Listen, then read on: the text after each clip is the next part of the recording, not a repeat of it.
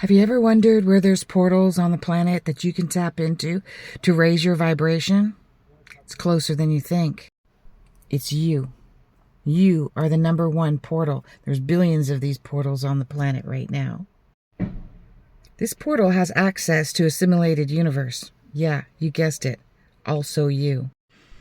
So this simulation is computer-based. That's about the best way I can explain it. It has hardware and software. Now let me explain what the hardware is first. So the hardware is basically your soul. The hardware is a major computer chip motherboard that is a fragmented piece of the collective, soul, God, universe, almighty intelligence, compassion, etc. Now, if you don't believe in what I'm saying, then swipe and move on. And this soul energy has access to your brain, your heart, and your gut. So this is basically the makeup of your hardware. And then you have software. Now the software is your mind. Your mind is not the same as your brain. Your brain will take a look at your world through its access points: eyes, nose, mouth, ears, but also the heart center. And your mind will determine what to do with that information. Now, if you've been programmed with limiting beliefs, trauma, your upbringing, an event, or a series of events, then you need to take a look at reprogramming that software. There are 3 ways that you can do this. And it's not easy, because this software, it wants to stay alive. Your neural pathways, which is the avenue of where this software is being used, they are living, conscious creatures, and they want to stay alive. So reprogramming this software is not easy. Now, we can do a complete reboot, but not everybody wants to do a complete reboot, because that's really, really difficult. It can be a breakdown of the central nervous system, a breakdown of the mind, or a breakdown of the body. And it shakes you up, and it stops your world in its tracks. And it's not pleasant, and it's not easy, and it's not fun. And I don't wish it upon anyone, although the results are amazing. But we can do it in a much softer, gentler way as well. However, this one is more self-managed and self-actualized. Careful what you feed your brain. What are you looking at? What are you listening to? What are you reading? What are you informing yourself with? Is it news? Is it negative TV shows, movies, commercials? Is it what you're watching on social media? So you choose who you want to follow, choose your limited time on social media, and continually fill your brain with only information that is positive and that will rewire your brain in the most optimum fashion. This will take 21 days.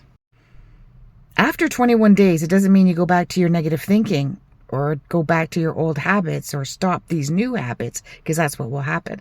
Because these old patterns and thinking, they lay dormant. They don't completely destroy it or die.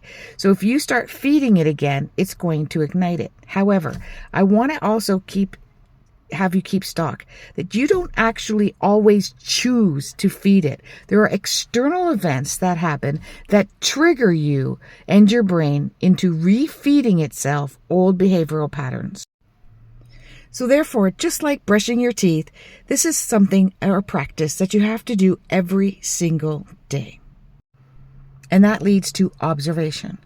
Observation is probably the easiest one, and it's very useful, in which you just observe yourself. Is this serving me? Is this serving my soul? Is this reprogramming in a more positive way? Or is this situation just reinforcing the old program that I no longer want to adhere to?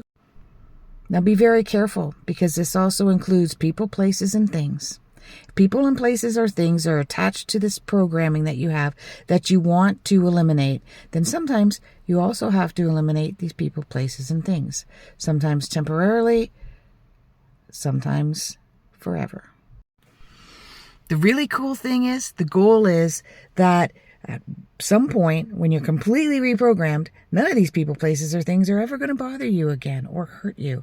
But this can take some time. I can say in some cases I am there, and in many cases I am not at that point yet.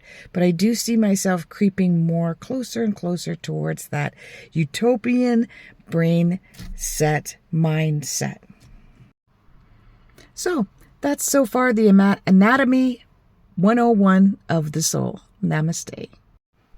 If you would like a reading and to understand what your soul's manual is, you want to go into the ancient learnings of astrology. It's in the old pyramids that have been around for millions of years. Astrology is a significant tool, specifically Eastern sidereal astrology that I do. And when I look at somebody's chart, within the first 10 minutes, I'm reading their soul's manual, why they're here, what's their destiny, and what is the makeup of their soul self and their human self. If you're interested, Askhollyhall.com. Even get an $18 reading mini, a discovery reading, where I just talk about you and send it off into your email. Askhollyhall.com.